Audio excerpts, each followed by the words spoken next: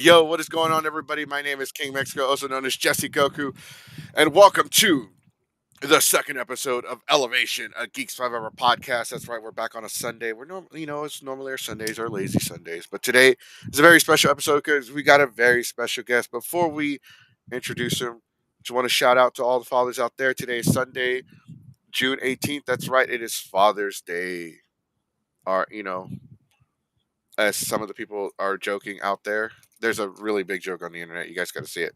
It's Happy Single Mothers Awareness Day. Oh gosh. I mean, tell me I'm wrong.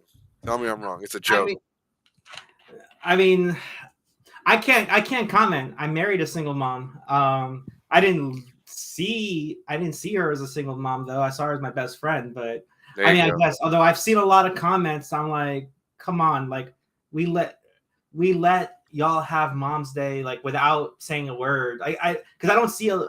I mean, I hope that my brothers don't put any vitriol on Mother's Day, but and I think I don't see it because like our moms are our number. At least me speaking, our moms are number one, Mhm.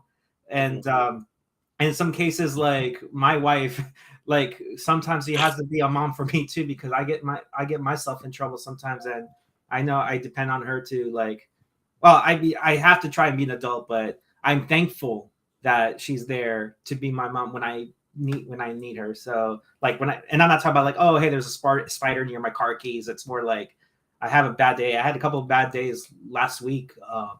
And like, well, not terrible, but I talk to her and she sees me right. She sees me through it, and just like my actual mom. So, but like let us have this one too because we got to be there for not just our kids, but sometimes we have to be fathers to people or kids that don't have fathers or moms, and we got to be we got to serve that role. If even if he's watched Power Rangers once and always, Zach and Billy stepped up, when Trini was killed in Battlefield. So Mhm.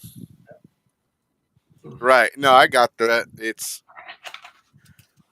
well. Before we begin, I want to introduce our guest. I can say the first name. I can't say the second name because I don't pretend to try to read Japanese words. it's Or all good. uh, Sephi. Hi, thank you. Hi, I'm Sephi Hakubi.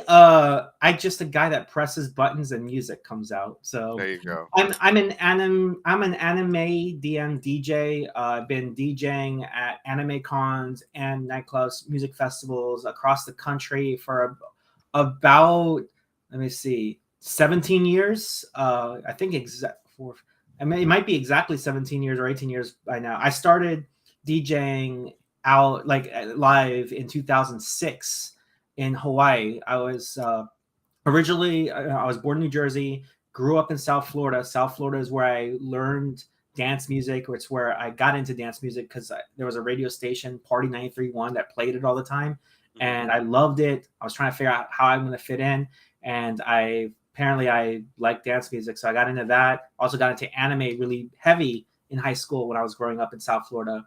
Then I joined the Air Force, ended up in Hawaii, spent 3 years in Hawaii, and that's where I started DJing because that's when I became an adult, could afford to buy a DJ controller, and I love anime. Went to my first anime con in Hawaii in 2006, Kawaii Con, and I realized they have raves in conventions, and I'm like, that's what I want to do for the rest of my life. So so that's pretty much what I'm about. That's cool. When you talk like the thing is, I've been going to conventions. I think this year is the 16th year. Uh, I think so. Yeah, I think this year is the 16th year. Oh, wait, of which convention? So I started at Onicon 2007, Oh, okay. and Onicon when it was still at the Georgia Brown Convention Center, or more or less when it was still in Houston. Now it's Oh, in okay. Galveston, Texas. I've been to so many fucking anime. I've been to so many comic cons and anime cons and gaming cons and horror cons, sci-fi cons. Because like, let's get something. This is just for the audience watching. We're not strictly an anime channel. We are not. It's much. We cover a lot of anime conventions, but that's just how that's where the market is right now for us because we started with anime conventions. We're gonna have more of a loyalty to anime conventions, but we're not strictly anime conventions.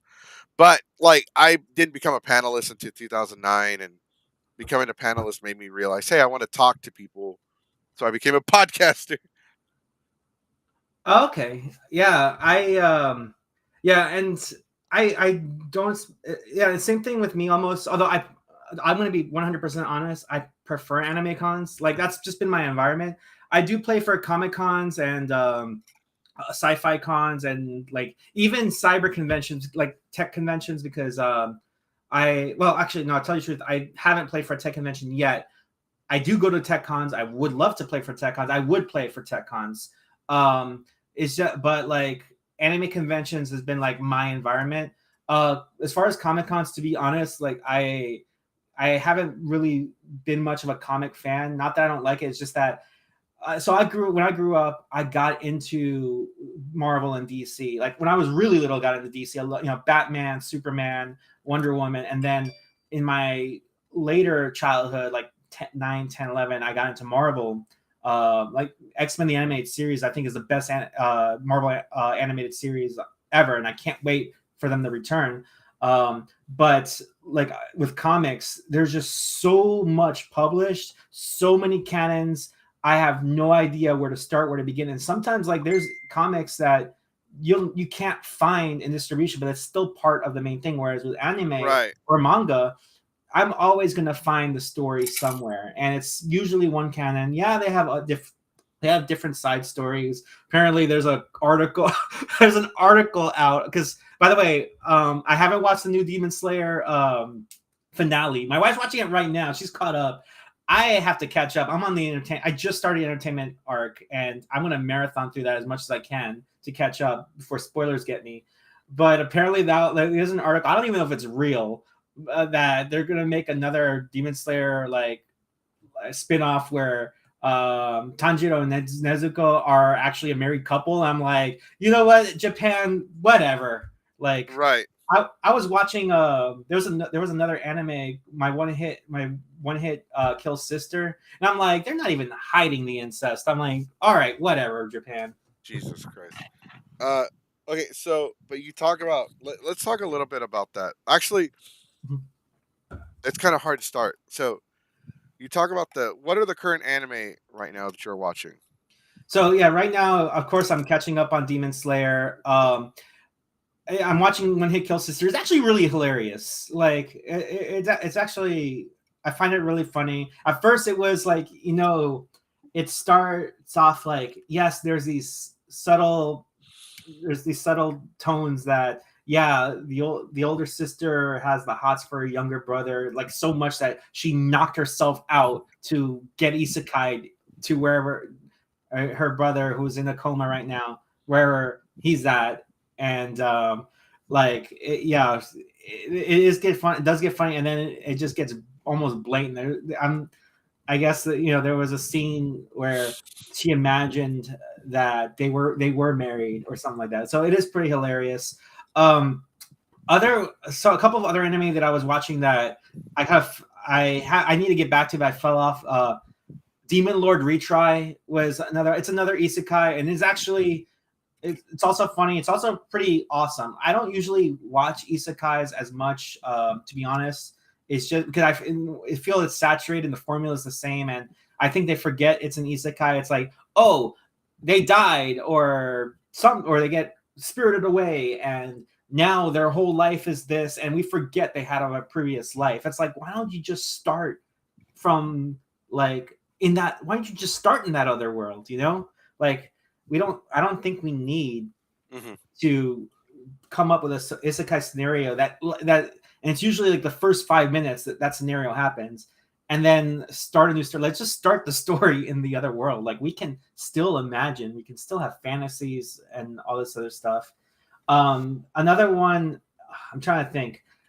To be honest, like I've been watching more. I just started watching anime now because like I've been watching anime for a long time. Don't get me wrong, but there was a period of time where I just haven't really been watching anything really because my line of work, as not just a DJ, but as a promoter, and just do it, and also touring conventions. And it's sad because like we are so wrapped up in the work, we don't get to enjoy the work.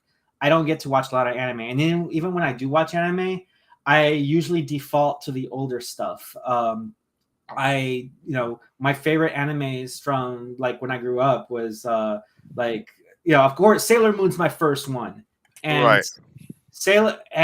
I never thought I would ever watch Sailor Moon because obviously I don't look like I'm the guy that fits the demographic. I watched the toy commercial. My exposure to Sailor Moon at first was the toy commercials, and I guess other than like me fascinated because I was back then when I was a kid, I was fascinated with astronomy. I was like, oh, okay, that's cool, but that's for girls, whatever. And then, but I was also into Power Rangers around the same time. And one morning, I woke up and Sailor Moon, like the first episode of Sailor Moon R, although I didn't know it was called Sailor Moon R, is when the aliens came down and with the Doom Tree and all that. Mhm. I saw that, and and the fighting scene, the Sailor Moon transformation, the fighting scene. I was like, wow, that's actually pretty cool. And then on a different channel, Sailor Moon came on at like 5:30 in the morning, and I happened to wake up then. And I saw a couple episodes of the first season, and they had that fight scenes, that school stuff that happened, like same kind of stuff at school that happened to me. And I was like, this is actually pretty cool. And that was my guilty pleasure at the time. And then Ronin Warriors came out. I thought that was the best anime I've ever seen. It still is, even if Have it's you only watched it? Have you watched it recently? not in Japanese. I know it's in retro. I know Samurai Troopers, which is Ronin Warriors. I think that's available in Japanese. I think on Retro Crush. I'm gonna try and watch it again. But it's still like one of my favorites. And then Dragon Ball came out, like the Mhm. first English dub of Dragon Ball. They had the one where they had like the really fire intro that Yeah, Rock the Dragon. no, not Rock the Guy. It's like Dragon Ball. Gotta find those Dragon Balls. Like it's still like Oh yeah. I think I know what you're talking about. Yes, yes, yeah. yes. I mean, I Rock the never. Dragon was really cool too. It was awesome too. But Dragon Ball, it only had, I think only the first 13 episodes came out around the time, and then they skipped to Dragon Ball Z. And I didn't. And also because Dragon Ball, I woke up. It was like 8 a.m. on a Sunday. I watched the first episode, and I watched like when they met Oolong, and I thought that was a fun episode. And it's interesting. They were trying to find 7 different orbs. Where like in Sailor Moon, there was a time where you collect 7 rainbow crystals. So I thought I was like, okay, they're collecting 7 things and they're making something work. But all of a sudden, I haven't watched it for a while because I don't usually get up that early. But I thought it was pretty cool. And then I woke up and saw Dragon Ball Z. I didn't know if it was the same thing or a different thing, but it felt different. And it was when the Saiyans came and they were fighting, and then Yamcha got blown up, and I thought that was pretty cool. And Nappa was powering up, and I was like, "Is this like the final episode of Dragon Ball?" And it turned out it's just the first season of a different series. And then I just got pretty much yanked into anime, and like I didn't know what it was called. I didn't know it was called anime until there was a commercial. Like then Toonami came out, and I was thinking, oh, these shows would be great for Toonami. And of course, they end up on Toonami. And then I think it was like when I was in the 8th grade, or maybe it was probably when I was in the 8th grade. There was a commercial. I was watching. I was a kid in summer vacation, 8th grade going to 9th grade, or maybe 7th grade. I don't know, I was around that time. I was a kid, summer vacation, watching Jerry Springer at 2 in the afternoon, because what else is a sheltered kid to do?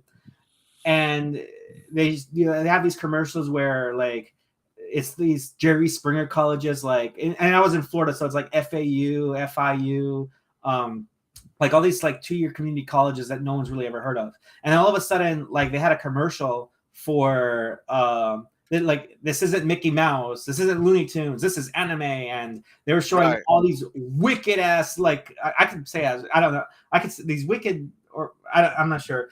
They had these wicked, like, Oh, right. I forgot. Here you go. I yeah. got you. You can cuss. Oh, okay, awesome. I'm gonna try to make it like, if anybody can clip it, because I'm not. Yeah, but they got these wicked ass like how do you call it, like effects, visuals, like all these anime, they're like just to the extreme, like Wrath of the, I think it's called like Wrath of the Dragon or Soul of the Dragon, Project Echo, and then like Akira, Ghost in the Shell, because it had more commercial than this, like, and they called it anime. And I would like, I didn't know what it was called, but they called it anime, and I was like, this is the coolest thing I've ever seen. Mm-hmm. I want more of it.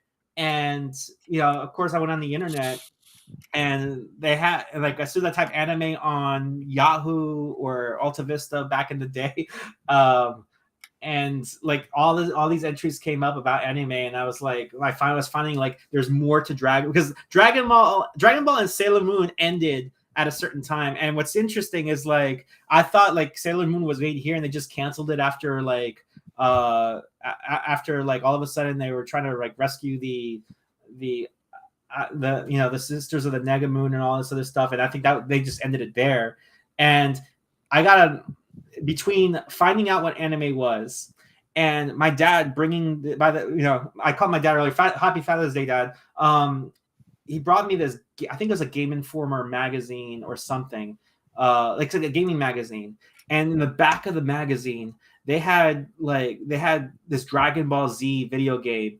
It was like Goku, and then there's Goku, and then behind there was like there's Vegeta in the background, and there's like 3 other villains that I don't remember seeing. It turned out the others were Frieza in his final form. Okay, I think I know what you're talking about. It's called I have the game. It's Dragon Ball Legends on the PS. It was on the Sega Saturn, PS1, and here, let me get an image for you real quick. Yeah, it was like Frieza, Cell, and Boo, and I didn't know I didn't know who the others were until like maybe a couple years later, because I think Dragon Ball Z, their final episode is when Vegeta realizes that Goku could be a Super Saiyan. And I thought a Super Saiyan was just yeah, there we go. It was that one. I saw that in the back of this magazine. I want to say it's Game Informer, or Electronic Gaming Monthly, one of those gaming magazines. And I was like, those look cool. Who the heck? But I know Vegeta, but who the heck are they and the others? And so it made me realize, there's more Dragon Ball than what was available. Because the last episode they showed for a long time was was when they found out when Vegeta found out that Goku might be a Super Saiyan. And I didn't think Super Saiyan was a form. I thought it was like this guy's. I thought it was just his status or an icon or whatever. It turned out there'd be a lot more. And then there was also on the back of that magazine, they had like these 2 bookmarks, and one had the original 5 Sailor Senshi, and then there was another one with Rini, or Chibiusa, but I knew her as Rini, in her sailor outfit, and then 4 other Sailor Scouts I never saw. And that's cool. I didn't see that variant, but and that wasn't in that magazine, but So I wasn't sure which one you saw. Yeah, it was the one without the Super Saiyan. And that's the other thing. I didn't see, even when the Rock the Dragon intro came, I didn't notice Goku was blonde, and I didn't notice that. Actually, I didn't even know that was Trunks when he did that slash in the intro. I thought that was Vegeta, and I didn't know what the blonde business was about. I didn't even notice that they were blonde. Right. But yeah. So yeah, like what I saw, apparently there was more to it than that. And then but yeah, as far as the ribbons, I saw the original 5 soldiers, and then I saw the other ones, which it turned out it was Uranus, Neptune, Pluto, and Saturn. And but I didn't know who they were, and I had no idea what they're coming out until like Toonami a couple years. It seemed like years later, but it's really maybe 1 or 2 more years later that they started showing episodes. Like they finished Sailor Moon R, and then they went ahead and did Sailor Moon S. I think I was in freshman year of high school, like the middle of freshman year of high school. They actually finally showed Sailor Moon S. My 8th grade year was when they showed the rest of the Frieza saga, and then 9th grade they went into the androids, and then, or it might be 10th grade, but 9th or 10th grade they finally got into the androids, and they finally were finishing that thing. I think it was my senior year until I left the house that they were showing GT. And around the time going on the internet, I would just look up all these animes, and I really and well, I guess it's I feel a little bit nostalgic about it, but I feel like it was so cool that even as sheltered as it was, and I didn't make any money back then. Like like I was kind of all I had really, other than the TV I had and the slow internet, the 56K internet that I had, was pretty much my study and trying to get into the Air Force. Uh-huh. But I was looking up like all these different things about anime. Like I found out about Akira, Ghost in the Shell, and movies I watched. Although I will say they showed Akira on pay-per-view, and I got it on pay-per-view one time. I saw that, and that kind of, I don't know if I wasn't ready for it, but like, I was so used to what they showed on TV that I saw Akira and it blew my mind. Like I left, I was like, I kind of wish I didn't see parts of that, but it was probably what blew your mind about it though? At first I had no idea what was going on, like until like I finally, when Wikipedia came out like years later, I was like, what was Akira about? And just like, how did this kid all of a sudden, Tetsuo, like have these psycho powers that just like he could kill people with air, and then he lost control and transformed into this giant thing that looked disgusting. And and like I always feel sad because like he's battling his best, and then all of a sudden Akira came out and just kind of like wiped all that away. And it turned out that that's just the movie. The manga had a different story where There's it's a manga? like, there's a manga, and the manga Well, are thick. I didn't know there was a manga for it. So it sounds like so the manga is just like a giant graphic novel is what I'm getting from. It's like a huge, like they have it by volumes, but the story is slightly different. Like I don't think I mean I haven't like looked through all of it, but from what I understand, it's like it may not be as like final, like once it gets to the scene where Akira's body was buried, not body, but I mean, I don't know if anyone's seen it, I don't want to spoil it too much, but that was just, that part is just one Isn't that half. movie like 30 years old now? Oh yeah, that. You know what? That's another thing that blew my mind. That is a really old movie, but it looks so good. It Mhm. like I don't remember a movie, an anime film that looks as good as Akira, or another one, the one with Jack Bauer, Kiefer Sutherland, and yeah, it had that really hot chick. I am losing my mind on this one. It's okay. But I, with that being said, I almost said Megazone 23, but that's not it. It's Armitage the Third. Armitage. do you think though, like when it comes to anime, and I kind of I want to ask you a different question, but when it comes to anime, you think like the quality of the anime affects like the quality of the animation affects how good the anime is, or you think that the animation could be like shitty at some points, but still have like a really great story? Okay, so that is a good question. And I think it's part of it's like so if I got forced to watch an anime regardless of the quality. For like for just to give you an example before you kind of share, Shin Chan. There's people that love that show. Oh, I think Shin Chan's hilarious. I probably wouldn't like watch a marathon of it, to be honest, because I can only take that much humor for so long. Like I'm Mhm. not really a toilet humor kind of guy, but I think it's hilarious. I know the English dub of Chin Chan, like, which I don't know if that makes it even better or worse. Um, uh, I think it's because this was dubbed like years after it was made, so they use Right. references of time. Same thing with Lupin the Third. Lupin the Third's part two. I've never seen. I don't think I've ever seen part one. I've seen part two. I think it was considered part two when it was. Have you ever seen any of the crossovers with Detective Conan? No, I haven't, and I think, and to be honest, like most of Lupin I got exposed to was part two. I haven't watched the rest. Hmm. I might get to a point where I might just, if I can find all the media, especially even with Detective Conan, because I tried to get into Detective Conan. I love Case Closed when it came out, but then it stopped, and then for the longest time they were like they just didn't bother to dub any episodes or even bring in episodes until like what 15 years later. and I don't know if they've gone back on it. But one Do of my you? favorite But intros for Conan uh-huh. was I'm sorry, I was gonna say real quickly, one of my favorite intros to Conan, it was like eighth, ninth season. It was Shodo by the Bees, which is like the calligraphy music video. I love that song. But yeah, you're saying? I was gonna say, like, there's probably a million reasons why as to it got stopped getting dubbed, whatever the case may be. Do you think though that Shin-chan, like animes like Shin-chan, could have hurt anime as a whole I had don't. they Yeah. continued? Like when you think of anime, like so you're old enough to remember the anime boom in the U.S. Oh yeah. in the '90s. I Like call it the attitude era of anime. Like it's when I like call it the that's a good one. I might steal that one, but I call it the golden age of Tanami.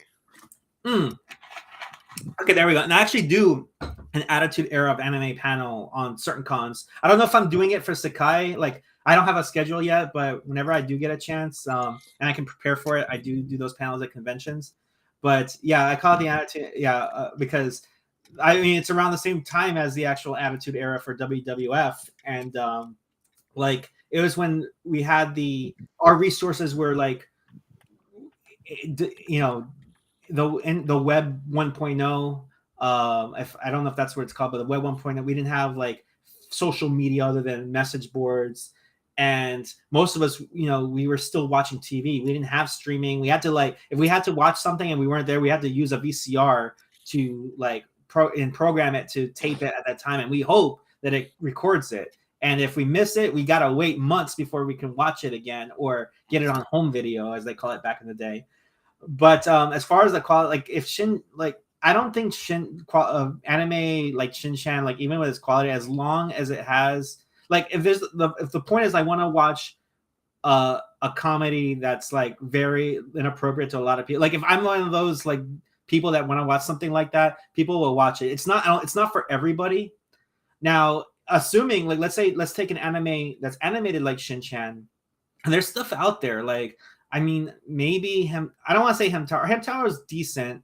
Hello Kitty is kind of like very, like, I swear their motions are like 10 frames a minute or 10 frames a second or something like that. I mean, but it's still like fun to watch. I think if as long as the story is good, like up to a point, like maybe I wouldn't say it wouldn't affect it that much.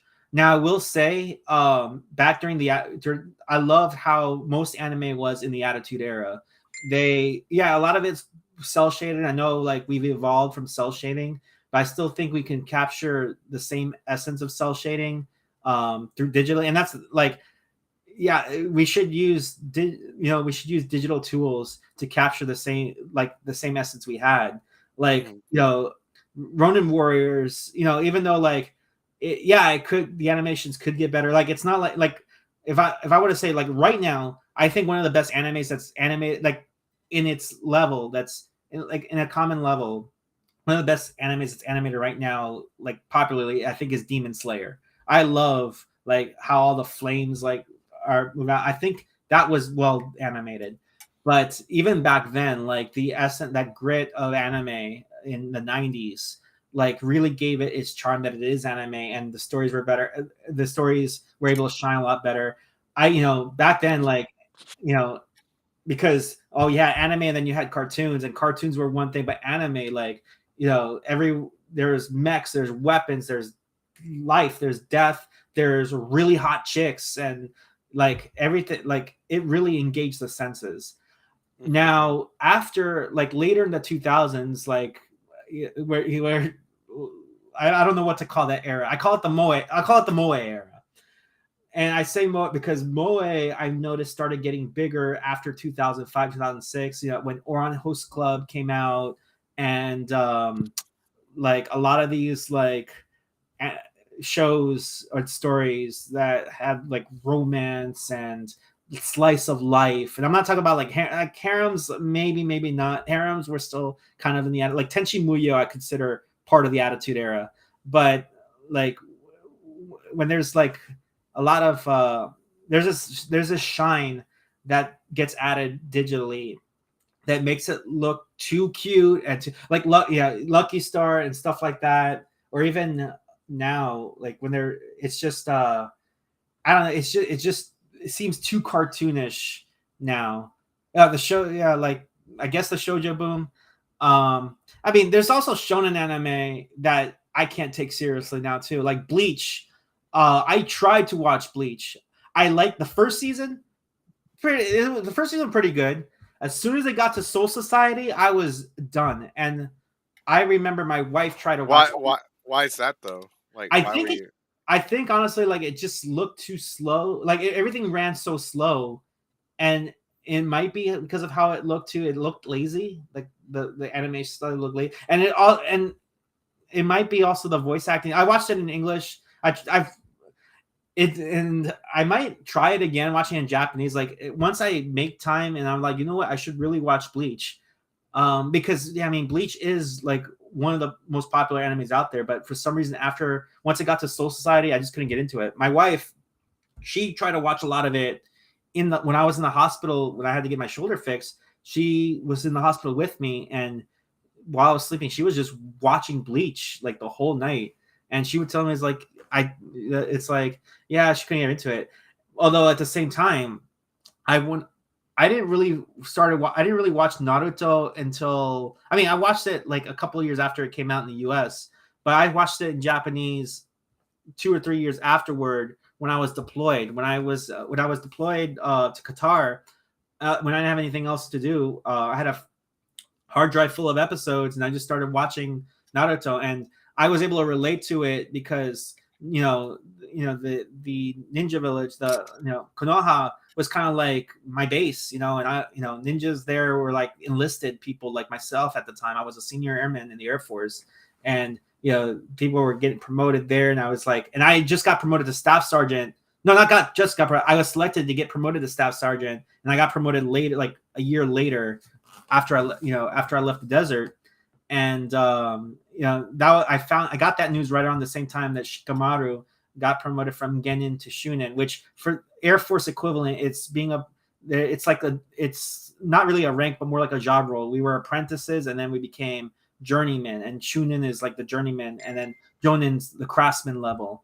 Kind of like for our AFSCs or MOS for the rest of the military, but yeah. So Naruto relate. But then when I came back, and then I had more access to anime because in the desert I didn't really have access to a lot of things.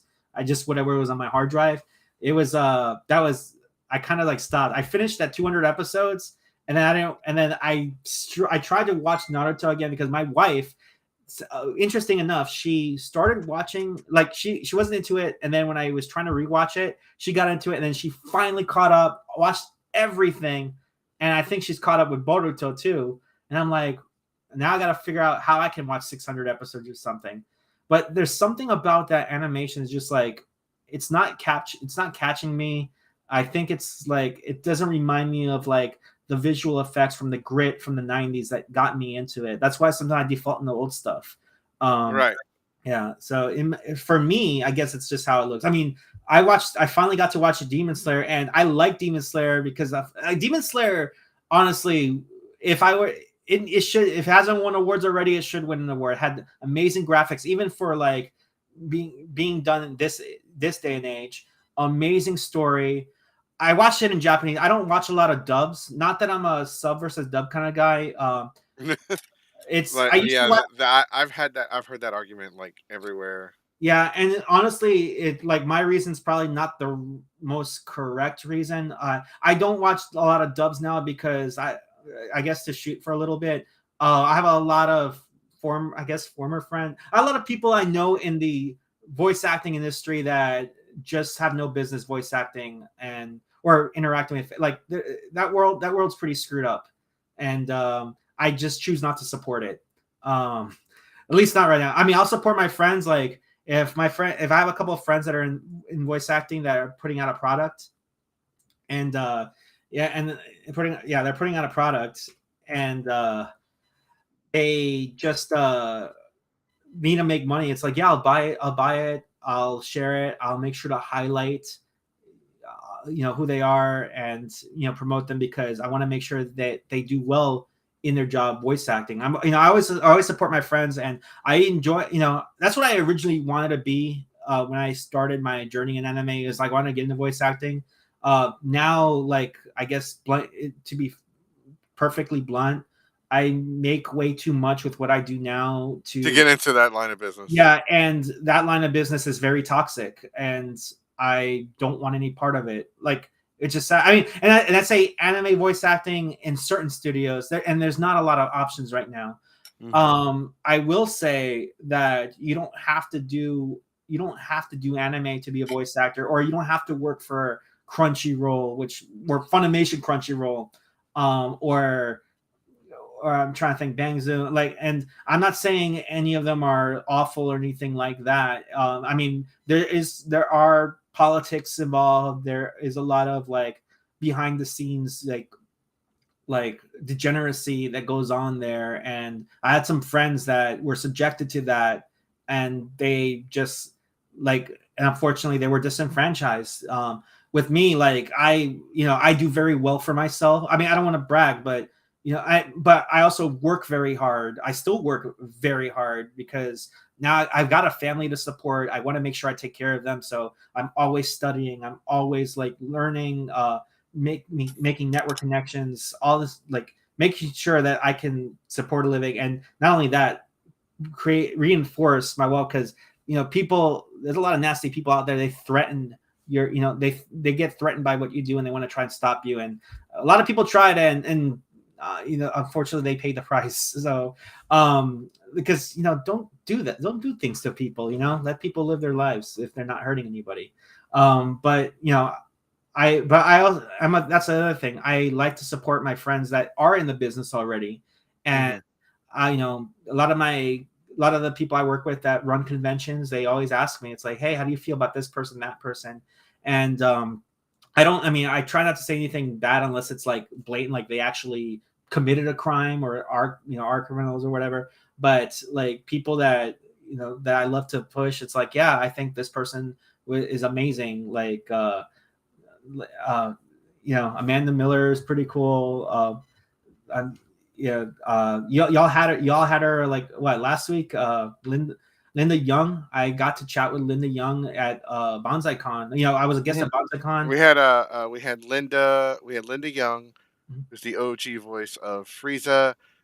Linda was here promoting their new single with Deacon Rap. I think the name of the song is called Power Rangers versus Frieza. It's a bit of a mouthful, Deacon. You probably should find a way to shorten it. We also had Chuck Huber, who also, so Deacon. I'm pretty sure you're aware of who Deacon Rap is, correct? Oh yeah, no, he's one of my homies. Me and him go way back. Okay. So Deacon has been, I guess, getting the voice actors for Dragon Ball and getting them to collaborate to do album like singles together. So that's interesting. So we had Chuck Huber. Chuck Huber was here to promote BaCon, but they ended up talking about him performing on stage at BaCon. We also had BaCon, the people that actually, one of the guys that owns and runs BaCon and who the convention is named after, on the show. But I wanted to go back to what you had said earlier. Like, people don't realize this. Here's the thing: a lot of people come into this community and they want to be voice talent. They want to do anime. They want to do whatever they can. But it's a lot of work. It is a lot of work. It's not like, oh, just get to voice a couple anime and then attend anime conventions and meet the fans and have fun and yada yada yada. Nah, bro. Like, it is tough. It is shit. Oh yeah, now especially nowadays, getting into it, it is brutal. I'm not a voice. Well, I kind of am, but I don't do it because I've got other things I need to do. If anything, I've done it one time in Hawaii. My wife has lent her voice on a couple of indie projects as well. Actually, if anything, she's probably, I feel like between the two of us, she would more likely get in the roles before I did, which is fine. Yeah.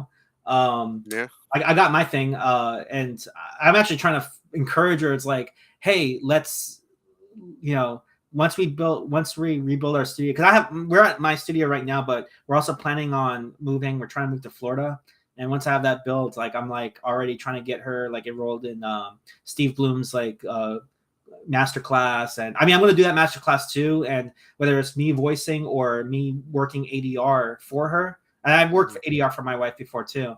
I think, but from, I've spoken with many voice, I have a lot of voice actors that are my friends.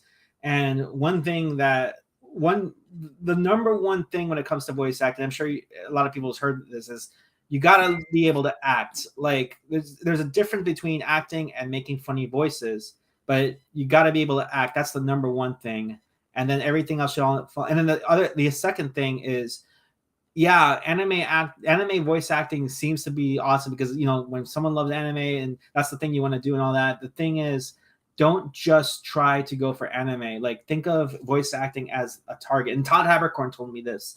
Think of it as like a bullseye target. You throw your dart, it might not land on the bullseye, but it might land on like commercials and like TV commercials, radio commercials. I think now are a lot easier to get into. And it's not like big, it doesn't have to be national. It could be local. Like, there's always a car dealership looking for someone to do audio, or radio stations, like, and they could be college radio stations. I think Revolution 935, house music radio station in Miami. They're actually, I don't know if they're looking for voice talent, but they are absolutely looking for DJs to do guest sets there. So that's a way to the door. I know I've been solicited by iHeartRadio a couple of times. I actually had a radio show in Hawaii for 2 years called Weekly Rave Sketch. Like, in 2016, 2017, I hosted a radio show. But the thing is, if you don't hit the bullseye, you hit the other parts, and that's work that's added to your resume. That, when you work with an agency, like an agency looks at you and you have something, it's like, okay, yeah, this person's experience. One of my jobs I got was because my other thing that I love to do is cybersecurity, because I'm that nerd. Yeah. And I've been doing that for much longer than DJing and music. Like that adds. That's awesome because that's a big thing that just adds to my income and everything. I've been doing that for 17, 18 years, and the weight of my experience has been used to secure jobs and stuff like that. Like, I mean, not to say that, like you have to have a lot of experience to be successful, but if you're starting out, and it doesn't matter how long you start, if you shouldn't have to worry about trying to like get to the end of the episode in the series. Just start on episode 1 and work with whatever you can get at first, and eventually it'll build up, and it might build faster, it might build slower than others. I will say that sometimes I get frustrated too a little bit because I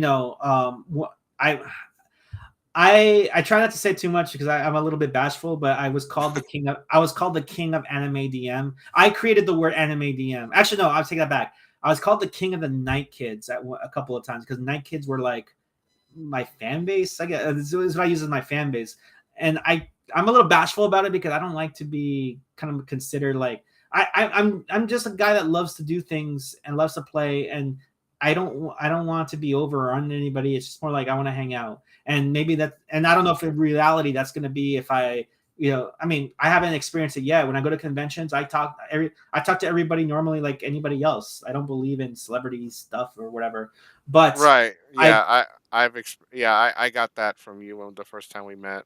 Yeah, and like yeah, so like, I mean, if I was gonna give myself a nickname, it's the Rave Maker. But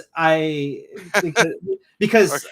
yeah, because I was into like I was into I'm trying to think, yeah, New Japan and the Rainmaker, and then Chris Jericho with the Painmaker. I was like, well, I call myself the Rave Maker, and I actually make raves. I throw my own parties, but so I go with that. But the thing is, one of my ultimate dreams was to headline Anime Expo. We highlight the Anime Expo rave. I think it's Neon District, and but I don't know how much.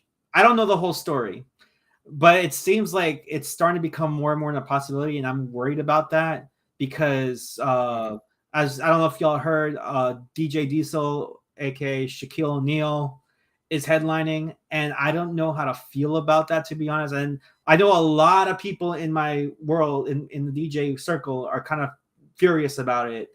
Um, I and I feel like it's gonna take. I don't know. I'm just throwing this out there. It's gonna take either me trafficking cocaine or giving an AX cocaine to even have a shot at Neon District, which is like the bigger part of the anime rave. They actually have other anime raves, but and I don't know the whole story, but apparently, like I have a few friends. I won't say who they are. People can guess, I guess, if they do research, but I don't want to like. You don't want to say it. I don't want to dime anybody out, or I don't want to put anybody up front where I don't want to give anybody attention that don't want the attention, right? But there was a couple of DJs that were working with people at AX, and apparently the person that coordinates things, like their handler, right? Their handler, yeah, they were saying that they were being mistreated at AX. AX has become what looked like more corporate, I guess. I've been getting a lot of complaints about that because I was like, I want to play Anime Expo. They're like, why? They're so corporate, they're out of touch, and all this other stuff. And I'm like, yeah, but AX is the WrestleMania of conventions, and right. But at the same time, do you kind of like? I mean, I can kind of see the point, like, yeah. as to, and this is me, like, just saying, like, look at how big they are. Look at how fucking massive they've become. Like, it's kind of hard to like not. I mean, anytime you become big and successful, and you have to develop a strategy to where it is much more business rather than personal, people always shun you because that personal touch is gone. But when your convention or a business or anything becomes that size, I mean, can you really blame them for that? Because you're not going to be able to have that personal touch anymore at that magnitude. I mean, maybe I don't know. Like, and maybe you're right. And maybe there's some parts of it as I'm not sure, because I think like they've been big for a very long time, and they seemed fine. I want to say their peak was probably 2019, or yeah, maybe 2018, 2019 was their peak, like right before the pandemic. And then like when I hear that they're selling table space for guests, like if a guest wants to have autographs signed, they have to pay for a table, even though they've been invited as guests. They've invited some like trashy people that have no business being there. Let alone, you know what? When I say that, I mean it shouldn't be around kids. And they were invited as guests, or like in this case with the AX dance fiasco, there was a couple of people that were kind of booked to play, but they were offered, according to these DJs, and they were offered insane, I guess insane radius clauses, which I believe radius clauses are illegal in California. And what I mean by radius clause, it's when you play when let's say for example, I got booked to play in I get booked to play at San Japan, right? And San Japan Anime Convention in San Antonio, and I can play San Japan, but I'm not allowed to play any anime convention in Texas except for San Japan for the next 2 years. And I can't play any club in Texas, in San Antonio, within 400 miles. That's what they offered to those DJs. And it was insane. Usually radius clauses aren't that extreme, but that's what they say that they were doing. And they try to work it out with their handler. The handler quit apparently because the handler was pretty much in a hostile work environment. And when the handler quit and these DJs tried to reach out, they were ghosted, and that was the end of that. And then of course they announced Shaq, and not everybody, a lot of people that were in the Animadium industry. By the way, Animadium is my trademark, but I like, it's whatever. Anybody in the anime DJ and rave industry were just fired up about it. And I will say, because I'm not really a gatekeeper, I actually, everything I do is kind of fighting against gatekeeping. But I'm sure, like, as you understand me as a wrestling fan, and me as a wrestling fan, and just like it's similar to like multiple industries. We've bled and we sweat to get where we're at, and I haven't played AX yet. I don't know if I should. And I've got options, like, there's other major cons that I can consider wrestling, like, why, if WrestleMania ends up the way, like I say WrestleMania, if AX ends up, or I guess I'll use WrestleMania as an example, and I enjoy WrestleMania, but let's say if the WrestleMania of anime cons is just gonna be, is gonna end up the way it is, then I'll play and headline the Wrestle Kingdom of anime cons. And I'll say right now, in talking wrestling, I always think Wrestle Kingdom is a better show than WrestleMania. So why, if AX is going to be the way it is, and if they're threatened by DJs playing other places, well, I guess I'll play Acon, because Acon's the oldest running anime con in the US, and it's still like in the top and may even exceed, and or hell, like there's other ones, Colossal Con, Soccer Con, there's all these other shows that I could play. And maybe AX finally, who knows, maybe AX might die for the wrong choices and something else takes over, like Fanime, or heck, that one con, that's one Spike Con that came up in 2012, anime music manga, it's AM Squared, not Anime Matsuri. Although the logos are similar, but I don't think they're run by the same people. They try to do No, they're not. yeah, The people that John and Denise only run Anime Matsuri. yeah, they tried to do a con in Hawaii, but they called it Anime Matsuri Hawaii, and I think that only lasted like 1 year.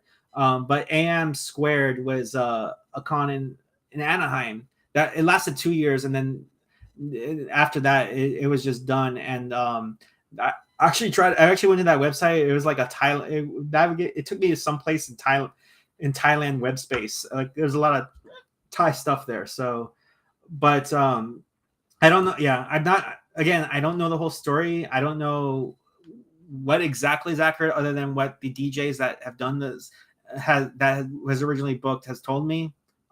But I will say that with Shaq being announced, it's like, and DJ Diesel is, from what I hear, is okay, and Shaq's a great guy. I'm not saying that he shouldn't be playing, and I'm sure if he plays, he blows away. Like I'm being very, very fair and very objective with what's there, but he's not. I don't know.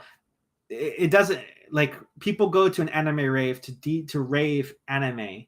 I guess the same thing almost last year. Steve Aoki was headlining Neon District, I believe, and I will safely say that Steve Aoki, even though he's Japanese, he's as anime as Panda Express. I am sorry, not sorry. If anything, yeah, it should be me. I'll say it right now, but not other than me. Taku Takahashi, who was actually playing this year. Yeah, Taku Takahashi is an example. I'm trying to think. Teddy Lloyd played last year too, and Teddy Lloyd fits, especially like with the panty and stocking announcement last year. Like, definitely fits. There's a lot that could fit with anime, or even like, American DJs or Western DJs. Like Jiminy Cricket, and they should be, honestly, you take somebody, that's a celebrity in something else, and throw them in an environment, take for example, remember when Ronda Rousey got into the WWE? Yeah, I remember that. Yeah, when she got in, nobody in the locker room, I think nobody in the locker room was buying it, and the audience turned on her very quickly, because this is a lady, great fighter at the time, came from MMA, and just all of a sudden got plunged forward into a WrestleMania event, and then became the women's champion like a month later, and was a women's champion for I think a year, and then dropped the title to Becky, because she, I guess she wanted to start a family. And even then, I don't remember, but I think I heard she had issues dropping it to Becky or something, and then that's why that women's main event in WrestleMania was so awkward. It was just nobody bought it. Now if it was like Shayna Baszler, another MMA fighter, who actually went through NXT, is building herself up in the main roster. Like she's more believable. And Yeah. if it was like if Shaq wanted to get into anime raves, like maybe I wouldn't say Neon District like headlining, but and I could be absolutely wrong. I could be hating. I'm not. I don't think I'm hating, but I could be. Right. But I mean, I don't think and you're hating. it's off. Like it's not. It's like that's not. It's just weird, and it's not correct, if I might call it. So, like, and although there was an argument that came up that so for San Antonio, the big San Antonio rave event big anime rave event we do in San Antonio. Yeah. Which is, by the way, July 21st and 22nd. Get your tickets at hakubiverse.com. So Jess, who is a massive trance vocalist, a trance legend, she if you ever remember that song "As the Rush Comes" by Motorcycle. It was on DDR. And that was a huge hit back in the day, but she does other trance songs. She was announced, and I don't think she's done anime either. Actually, this might be her first anime event she's ever done too, which is awesome. And people argue, well, Jess isn't anime either. Well, here's the thing: Jess is a multi-talented like singer, songwriter, musician. Has won and nominated multiple awards, including Grammys. And so music is her thing, and of course she's gonna, no matter what show she does, she'll fit in whatever. Like if she got booked for AX, that would fit well, even if she didn't have experience with anime. And I don't know if she does or doesn't. Whereas Shaq just kind of got into DJing, and I don't know, and I kind of feel bad because I don't know where this guy comes from. I only heard his song said a couple of times, and I guess it's fine for what it is. And I'm sure Shaq's a great guy, but I guess it's still weird. And I might see it a different way afterwards.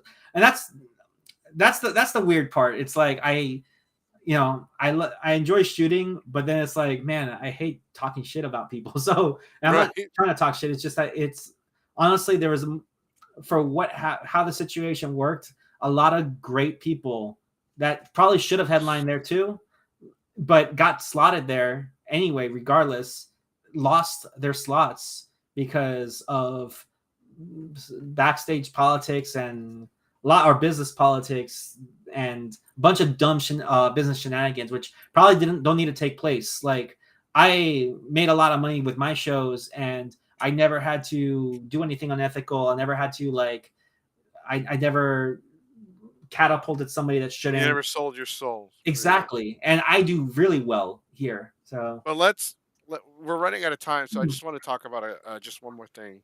Well, I've got another, I don't know about you, but I've got another 30 minutes. So I know I have a thing at 9, but I've got another 30 minutes if you. Okay. Well, yeah. I kind of want to. That's what I want to take up the rest of our time talking about. So let's talk about some of your projects coming up. You talked about. So when is Anime Sekai? Did that already pass? Anime Sekai is actually this weekend. It's on June. It starts Friday, June 23rd. Yeah, 23rd. It's going to be at Abilene, at the Abilene Convention Center in Abilene, Texas. I'm actually DJing an open to close set. Probably my first one in a very long time. I usually don't do a lot of those because whenever I get booked for anime cons, and it's like I know there's locals that want to play, and I always like to help the locals out as much as I can. Hey, if you have contact with them and they want to come on the show before the con to promote the con, they're more than welcome to. I know we had BACon. So that's another thing I wanted to bring up, by the way. So I don't know how you say the name of the con. I think Okashi-con? Okashi-con. That's what it is. Yeah, that's another one I'm doing. I've been announced as a guest on their website. I still have to get announced on the other socials. I actually got to make an announcement because that one, I guess you'll hear it first. That one will also be an open to close. like that one is July. I got you. So OkashiCon is officially on Friday, July 7th through Friday, July 9th. You can go to okashicon.com right now to get your passes. Check out the guests. Check out the stuff that they got going on for the con. We won't, unfortunately, we will not be there this year because we are doing something with Anime Texas this year, which is also July 7th through July 9th. So we're working with them this year. And the weekend before that, we have Delta and Bakon. So we have three cons in like the span of like 8, 9, like less Oh like in yeah. a week. Oh, y'all are working. I mean, so am I. I've got stuff weekend after weekend. I'll be in San Marcos. I think it's called the Red Room Lounge Hmm. on July 1st. Playing a hardcore show. I'll be on the main stage and opening for my friend Neocore, playing a lot of hard dance music. So yeah, I'm working this weekend. I'm working the weekend after the 8th. Like I'm working pretty much every weekend up until San Antonio. Well, the 15th I'm not working, but Bad Boy Bill will be in San Antonio, and I'm going to go to that show. So, but pretty much I am tapped for every weekend up until then. So, Hmm. but yeah, like Anime Sakai, I'm excited about. I'll be playing that Saturday from 11 to 1, or 10 to 1. I think. No, it is 10 to 1. I'll be playing 3 hours on Saturday and open to close. OkashiCon's going to be the same. I'll be playing, um, I think 10 to 1 as well on Saturday. That one I'm going to probably do a little bit different. The first hour is going to be like, y'all ever heard of a club called Magra in Japan? It's like it's like a club for weeaboos. Um, and most of the sets I would watch on Twitch for Magra are like they DJ anime openings, like no remixes, nothing like that. They DJ anime openings. And what I find with OkashiCon, it's not typically an anime con. I don't even know if I can call it an anime con or if they want me to call it an anime con, but it's a Japanese fashion weekender. It's a Oh Japanese. yeah, that's definitely not an anime con.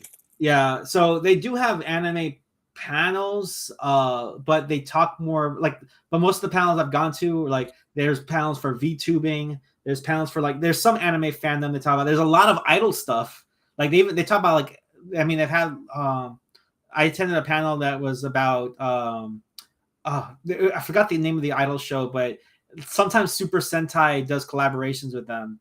Kita something. A la mode. But like they yeah, they have some anime idol stuff there, and then they have fashion shows. And then yeah, Saturday is the rave. Historically, when we do the rave, it's like I've been doing like big room festival anime and stuff. But it is interesting that I've learned there that the audience is a little bit different than most anime cons I've gone to. So which that's sometimes one of the best and worst feelings, because Hmm. like sometimes some events I play and I do well, I pack the house, and then there's times where like, okay, this crowd's different. This con is not big enough to let me do whatever I want, because if a con's big enough for me to do, like, if it's like if I was playing, and not that I do this, I'm not lazy, but if I played Anime Expo, I probably can do no wrong, right? Like I'm always gonna have a crowd. But when you have a smaller crowd, the great thing is it exercises that you gotta really work hard to keep your crowd. So I play the best that sounds for them, a lot of the crowd pleasers, and then they, if they stay, it's like, okay, I'm absolutely playing my best because everyone's loving it. Whereas like in bigger cons, sometimes like people will, like, even if people like walk or get bored or whatever, they're still always going to have a crowd, but like you're just being lazy at that point, I guess. And maybe, and or well, I say lazy, sometimes you can't even tell because you still obviously, me, I've gotten enough where I can tell, like, hey, if the way back, if I could see the back floor, it's like, okay, I probably need to like keep the energy like correct. So Right. Yeah. I get you on that one. Uh, yeah, but it's. yeah, go ahead. I'm sorry. I was just gonna say. Well, we were interested. So I want to go back to an earlier. We Mhm. were talking about anime sekai. We were talking. I was actually really interested in working with the convention. I was going to submit, but it's just like people need to like realize like there is a limit to how many cons you can go to. Like even working them, like doing stuff, panels, events, press, DJ, guests, you get burned out, dude. People don't realize that, but you can be burned out from so many conventions. No, People I believe it. people talk about post con depression. Like I don't even get that shit anymore. Oh, that's interesting because my wife's trying to solve post-con depression. She wants to do she's kind of building an environment where like we can keep the con energy throughout the whole year through the internet or whatnot. So, but like but no, I know how you mean because I barely don't have a summer. I was trying to run around like on Father's Day of all days trying to get stuff done, and I'm like, oh man, I'm not having. But I mean, I celebrate holidays on any day, and yeah, like my next break is July 29th, I think. But yeah, like I've got everything going on every weekend. As I mentioned, July 21st and 22nd is San Antonio, and I and as far as Anime Sakai goes, like if you haven't talked to Wes, even if not this year, because it's already gonna be it's coming up quick. Wes is very approachable. I've good friends with him. If you want to do something, let's see what we can do. Because you've been doing a lot of stuff. If you choose, because I know you just travel a lot of places. I want to say I've been feeling burnt out a bit myself. I was throwing shows in San Antonio for 9, 10, 11. Well, I'm a little bit longer than 4 years. I did try back in 2015, and within 1 year, I was already done with it because that was like San Antonio. Like it's weird here. San Antonio is probably one of the most roughest cities I've ever worked, and it's still rough for me working it. But like and to give it perspective, like Dallas, everyone likes to work together. I have a lot of amazing friends in Dallas. Dallas really loves to rave. They have better music, and I could say that because I lived in San Antonio for much longer. I lived anywhere else, so I can criticize my own city. I get, but So like you're kind of, I guess it sounds more cutthroat. very much cutthroat. I have to find the right. Like somebody tried to, like as soon as I announced San Antonio, people I never saw in my life come talk to me like they know me, and I'm like, all right, whatever, dude. And like, of course, I mean, it used to be that way whenever I got booked as a guest for cons. As soon as I got booked for a guest at cons, people I never talked to, or there's people I never met that say they know me, tried to ask for guest lists or badges, backstage, a lot of stuff. And I'm like, whatever, man. And Yeah, that I can completely understand. That's why Geeks Five Ever now has like a policy. Like we have a policy. We don't bad share anymore. oh yeah, no. We don't. I I kind of I don't want to say repudiate because I mean I'm telling the truth about this. Like yes, I run Hakubiverse. It's my company, but I'm not the sole decision maker on things. I have other partners I work with. I have partners I answer to. And I do it this way because I don't want to feel pressured, or I don't want like I think if I have a good team of partners that I work with, and sometimes there's partners that can be very scummy. Luckily, I don't have any of those. I hope, but I've got there's partners I can rely on to make decisions, and it's like, hey, this came up. I really don't want to do it, but I need a reason to say not to do it. Can y'all check this out? Take the sniff test, and if we all say no, and I'm not saying that I'm telling them to do that. It's like I need to make sure that they truthfully say, "Hey, this is a bad idea," and if that's a bad Right. idea, It's like a second opinion. That's exactly what it yeah, is. yeah, and that's the thing. Sometimes when you're the boss, like you don't have to be, you don't have to know everything or do everything. You have yeah, if you have good partners, like the best partners are the ones that help you out. And the thing is, you also have to listen to your partners. So I've got a lot of great ideas now. I've I'm not. I don't think no one's really said. I mean, there's a couple of people say, "Hey, that's not a good idea," even if for stuff that I want to do. And if I really want to do it, then it's like, well, I'll use my own resources to invest if I really want it and make that case. But yeah, like my partners are there to protect me. I'm protecting my partners. We're protecting the interests of my company, and and we have a good trust in what we do. And yeah, like a lot of the solicitations that I get after the fact, of course they're going to come after the fact. Like they don't pass the sniff test, and it's not going to happen. So yeah, like we would have a lot of those come up, and that's my answer to, like, whenever I get solicited, it's like, hey, this isn't up to me, because it's not. Like, that's why it's designed that way, because there's a lot of pretenders that I ended up working with throughout my career, and like a lot of people say that they can do this and that, and I give them money and they run with it, and I'm just like, no, that's not happening again. Like, we are, if someone wants to solicit something, and even then, it shouldn't even get to that point. If I say no, it's no. Like, that's full stop. They need to respect that. Right, exactly. No, I get you on that one. Like, and that's the reason why we have a group. Like, we started implementing new rules too with Geeks 5 Ever. Like, we're not badge sharing. Like, we're not giving away badges. Like, I'm not even allowing anyone to. I haven't even said this to our group of friends yet, but I'm not, like, during karaoke, our friends like to hang out like on the stage and just bullshit around, and like I'm not even allowing that anymore.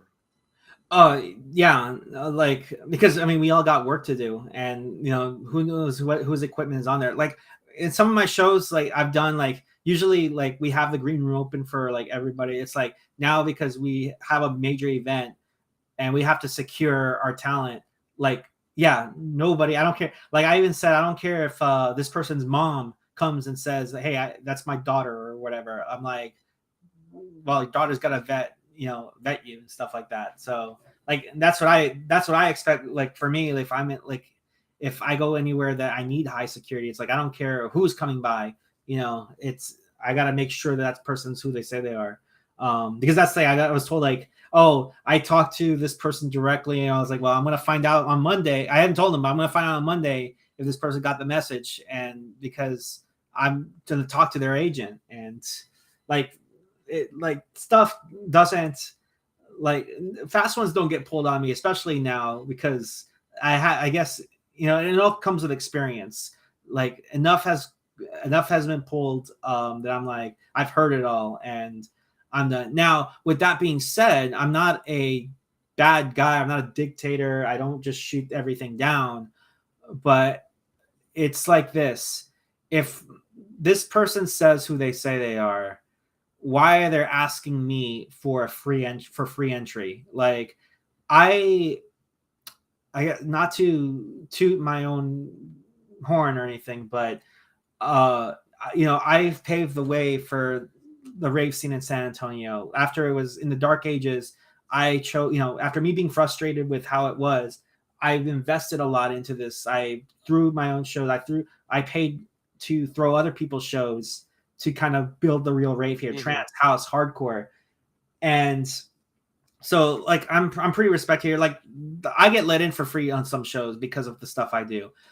Regardless, if I go to a friend's show, like a friend, if my best friend in the whole world threw a show in San Antonio or anywhere, and I wasn't booked to work it, but I want to go, I pay them the admission, and that's it. Like, if I am who I say I am, and I have this big influence or whatever, I'm going to pay, because not only it's like, I can do it, it's like, but more importantly, I'm helping my friend out. And if people are asking for guest lists and not expecting to work for it or anything like that, that's not just harming their business, that's harming the scene.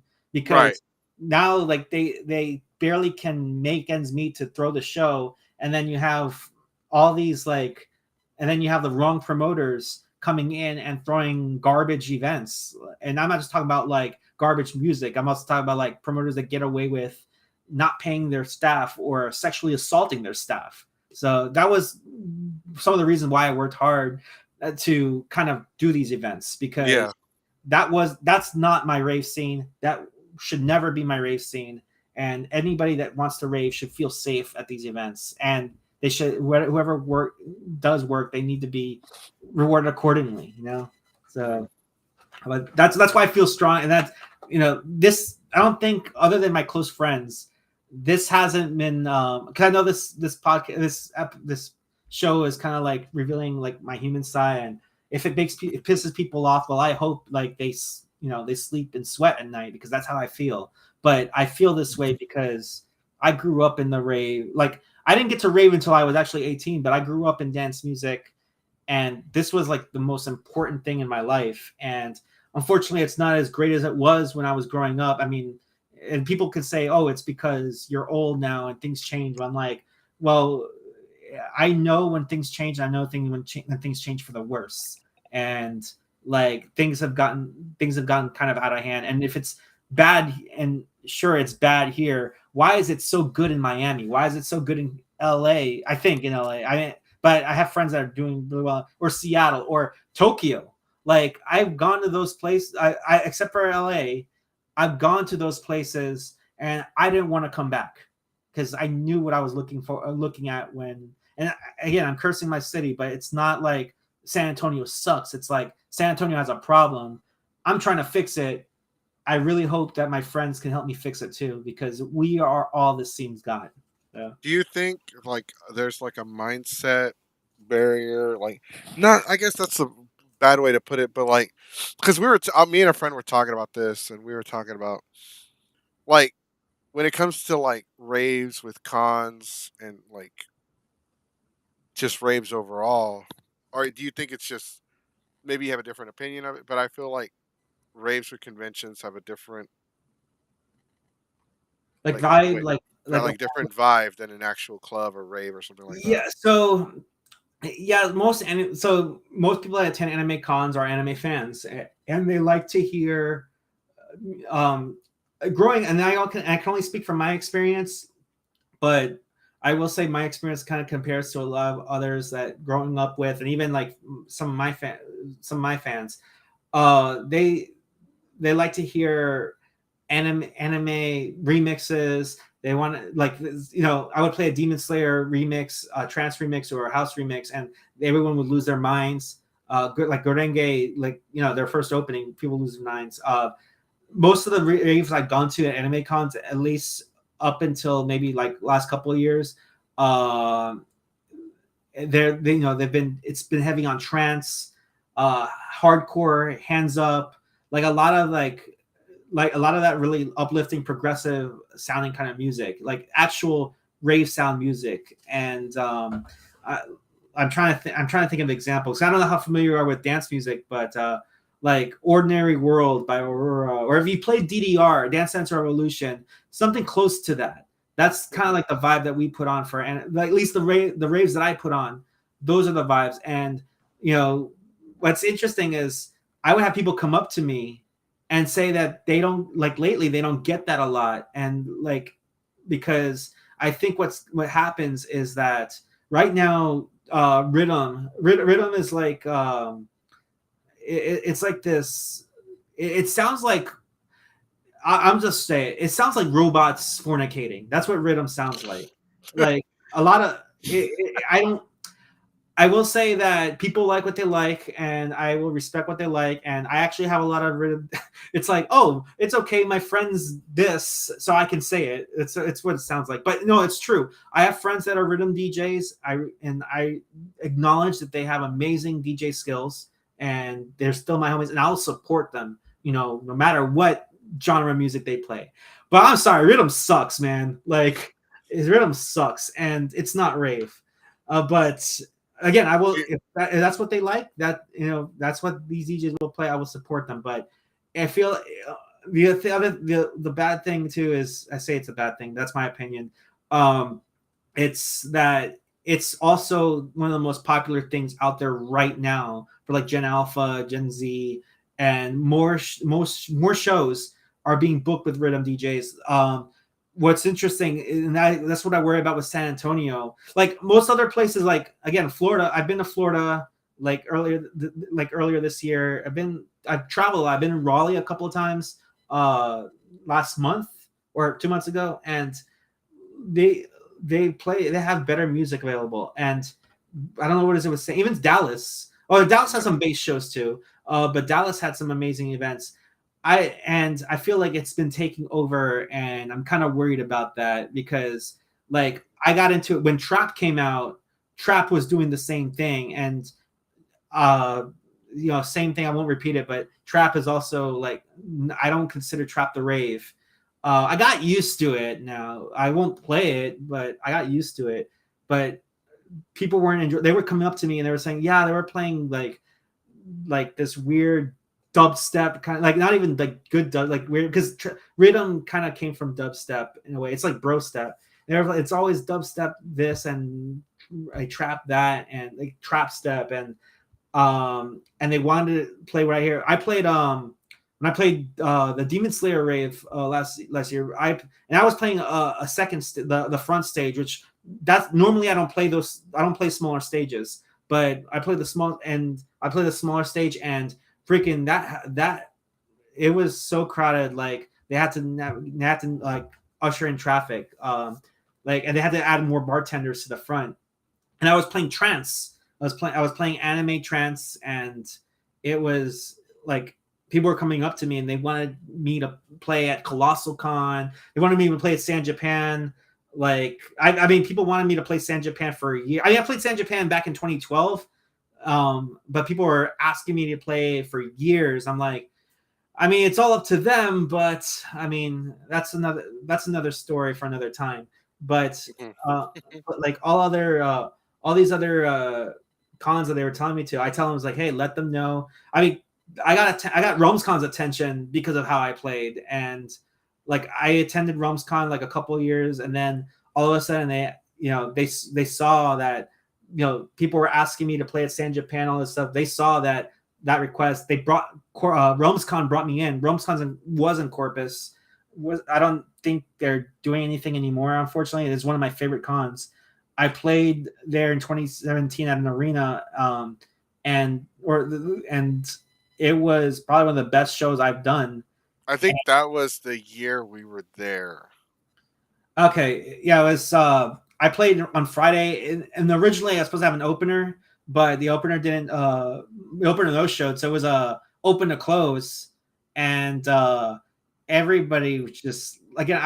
Everyone was telling me the whole weekend that they want more music like this, and I try, and that's the thing. I make a lot of money doing these shows, and I think it's good for me, I guess, because now like if I'm the one throwing the shows, I get a lot of the capital. Although some of the capital goes back into the shows, but at least I get to pay people. But to be honest, I can't really do these any longer or anymore. Not that I can't do it. It's just that first and foremost, I'm a musician first. I'm a DJ and a musician first. I want to be booked to play these shows. I want to go travel, meet the fan, and make music. I want to have the time to make music so I can give more to the fans to listen to. And actually, because there's going to be a time where a lot of this great music that people are asking me to play, there's not going to be enough making it because people are going to be pressured to make something that's they're not going to like, and that's going to be the new norm, and they're going to be forced to like it.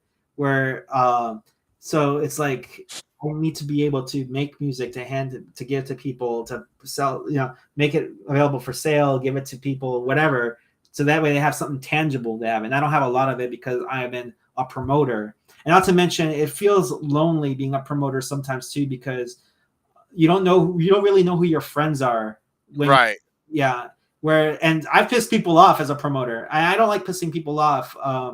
Because like I'm afraid I'm gonna get anybody mad. It's like I don't want people to hate each other or feel hate at all. But I did one time. I wrote a post on Facebook. I was pretty pissed. I was frustrated. I did a birthday show for a friend of mine, and like I didn't make the lineup though. My friend did, and so because I probably would have picked better people than what he picked. And it's not like I gatekeep. It's more like I pick people that work for it. and people would show up late to their set. They're probably on some substance, play their set, and then just leave. They just leave right after their set. And I made a comment that if you show up late to your set, play and leave, you're bitch made, and there's 100 DJs ready to replace you. Mm-hmm. And because like there's 100 DJs that I know I can name that aren't as fortunate as me to be able to force my way in the industry, that are amazing DJs, and they should have their chance, because they've worked for it. Mm-hmm. And then I have on one hand, I have other DJs and promoters saying yes, King, and all this like people that agree with me and say that I would never book anybody that just doesn't respect the night, doesn't respect their set. And then I have the other half, and by the way, they're paid, of course. Like, I mean, if they're not, these are paid, so they should be earning their pay. Then you have the other half that were calling me a lot of nasty, like a lot of like they were calling me ableist. I'm like, I'm a disabled vet. I'm 60% disabled vet, trying to get more though, because I had things that come up worse. But that's, again, another story. I am disabled, and and they were calling me like, and then it devolved into like slurs and stuff. There's one guy in Houston, I swear that I told somebody that, like, if this guy comes, I'm gonna, like, I told somebody that I want this guy in a cage. Because I used to do MMA. I want this guy in a cage. And apparently this guy, and that's the other thing, this guy has played big anime con and has no business being in a big anime stage. And it goes to show, like, a lot of these people were like just being like, they want to enable laziness, and they want to enable, and it's like, and I'm not saying that, and I'm not one of those, nobody wants to work anymore kind of thing. But the thing is, there's people that were waiting in line that earned their shot, and then you have these people have no business being on stage, like, playing, like, and that makes me sick, because I was, I came from nothing. I came from the ghetto. My wife also came from the ghetto, and we have made ourselves, and we still trying to get there. Like, we haven't really self-actualized. We're trying to get there. Because honestly, there's some things about me that I could trade if I got a chance to do this and that. I would be happy with I would reach self-actualization. But then there's people that never worked for it, and it doesn't matter who they need to step on or what they need to do. They get it handed to them, and it's not really fair to those that really work. And that talks about the quality. And I know, like, I've got a little bit of time. I'll kind of finish with this. I don't know if you notice the quality of things deteriorating from they were 20 years ago, and because people feel like they don't have to put as much effort into it. And I understand pay disparities, and I completely am on their side about that. If they're not getting paid what they should be getting paid, like, I 100% agree that why are they shouldn't, like, kill themselves over it. But I noticed that, like, even like fast food joints that I know, or not restaurant joints that I know that actually treat their people well, like, they're human beings. Yeah, like they treat their human beings well. They treat their staff well. And, like, I remember a Wendy's. I used to love going to Wendy's. Now, like, any Wendy's I go to, I guess it's just San Antonio. I don't know. I haven't been to one in Florida yet. Because there's one in Florida I would go to a lot near my old house. But every Wendy's I go to in San Antonio has flies. Like, it's like, what's going on? Or I don't even know if they're even open. Like, they're open, but there's, like, nobody there until, like, I holler. Or voice acting. Voice acting was amazing. And I understand. Well, okay, there's a yes and no in this one. In the 90s, all the voice actors were just amazing. Like, all the voices were amazing. They landed. I actually had a discussion about Tenchi Muyo earlier, like, I think yesterday or today, and people won't watch the new season in English because, or the OVA 3 and Beyond in English because the voices were just awful. I mean, I think Funimation took over the newer episodes, whereas back then, Pioneer. Shout out to Pioneer because they make CDJs and DJ equipment and stuff like that. But Pioneer which became Jenny on, they did the voice, or I think they they produced the dubbing of the show.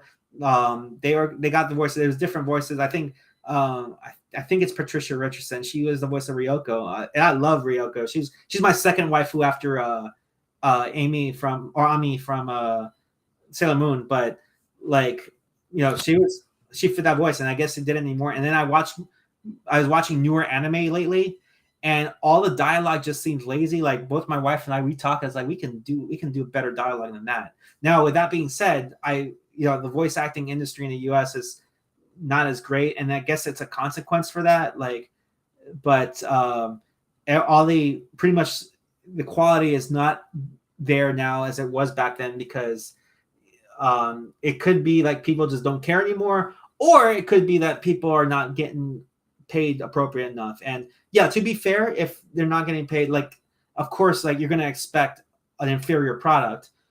But at the same time, if here's the thing, if I'm for me, it's like, if I'm not getting paid what I should, I just don't do it. I just quit, and there's always work for me. Even in, like, I don't voice act, but because I choose to do music. But if a show is not working out for me, I've got options. So, and that's just me. Like, I'm not gonna pretend I know everybody's story, but it I don't believe in coincidences either. So yeah. Right, right. And somebody actually posted a comment in regards to your earlier statement. Down this near me, only three people running the whole place.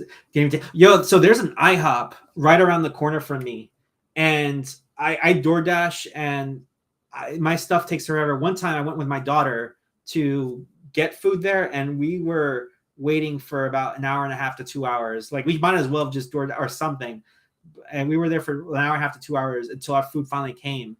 And yeah, it was insane. And I'm like, they should just close that one down, and whoever is left there, just move them to the other side. Because like, I usually go to the one on I don't know if you're how familiar you are with San Antonio, but there's a I hop on Culebra Road, that's closer to me. But now I just go to the one on Bandera because there's more people there, and it's like, but yeah, it's just sad and insane. I really hope that I don't know how. I'm not an economist. My wife's more of an economist than I am. And if anything, yeah, she's more of an economist, and she studies business. So she's getting a business degree. I I don't know how, but I hope that we get to a point where it can be fixed and maintained, where like people can feel like work. I mean, this right now, some of the work that I do are actually 85 to 90% of the business that I do. Everybody, like the people I work for, everyone takes really good care of each other. So one of the places, I can't really reveal it, but one of the places I work with is an employee-owned business, so we own a stake of that business, and we all like we all kind of work in the best interest of each other. Like Hakubi versus the same way too. Like, we believe that anybody helping us and helping our mission, like, we want to make sure that they're taken care of too. So like, we pay people accordingly. Like, even as contractors, like, because we don't have anything like where that someone works round the clock other than myself and maybe my partners.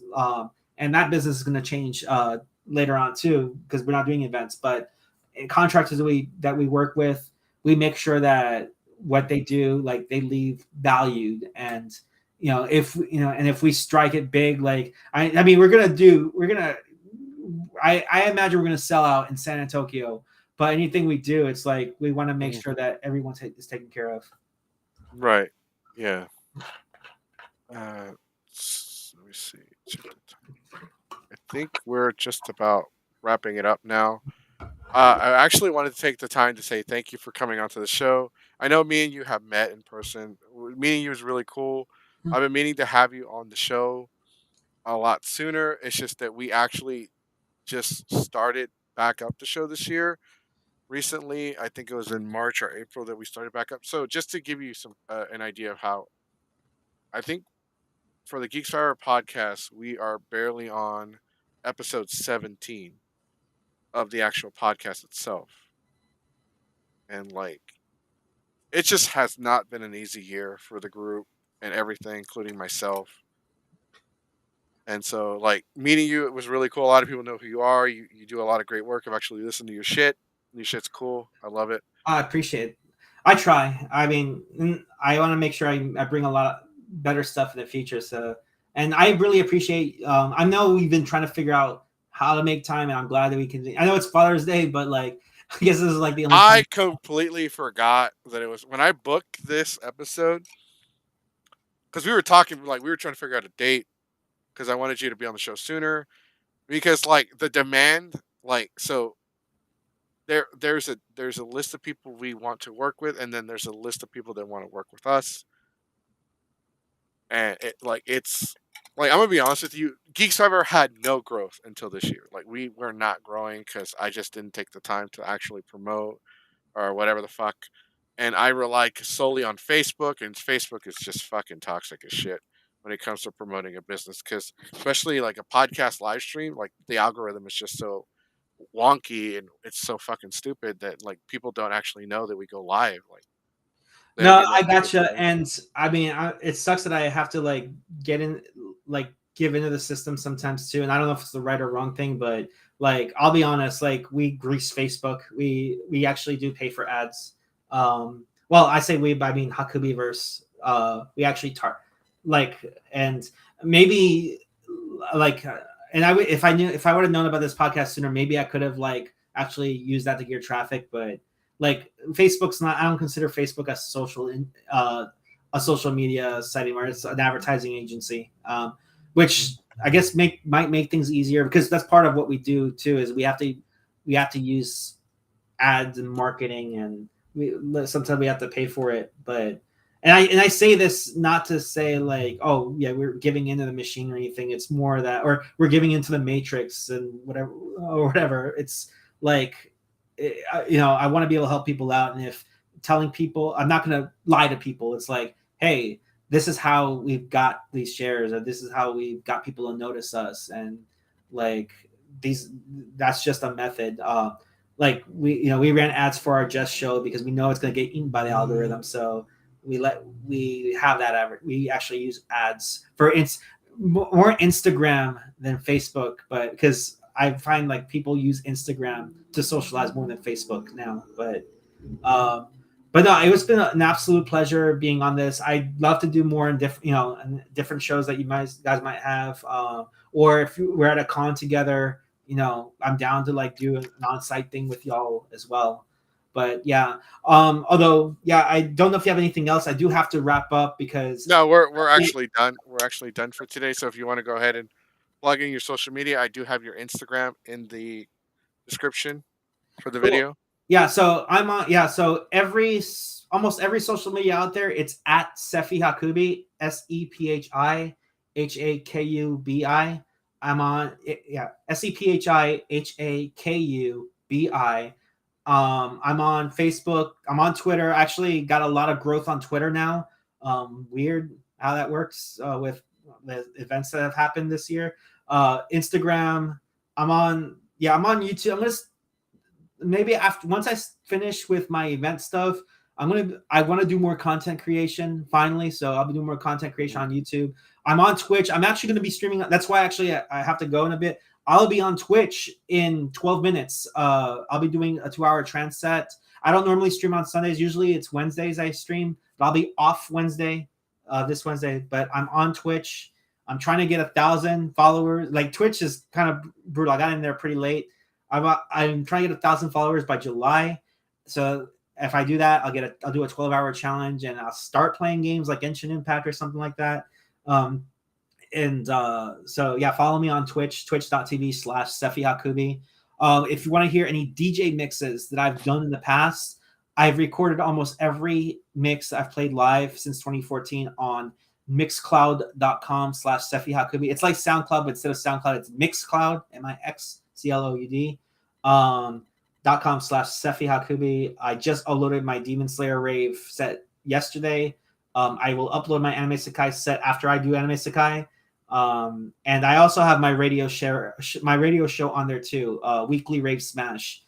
There's actually on the Mixcloud playlist on my page, it has my radio show on there.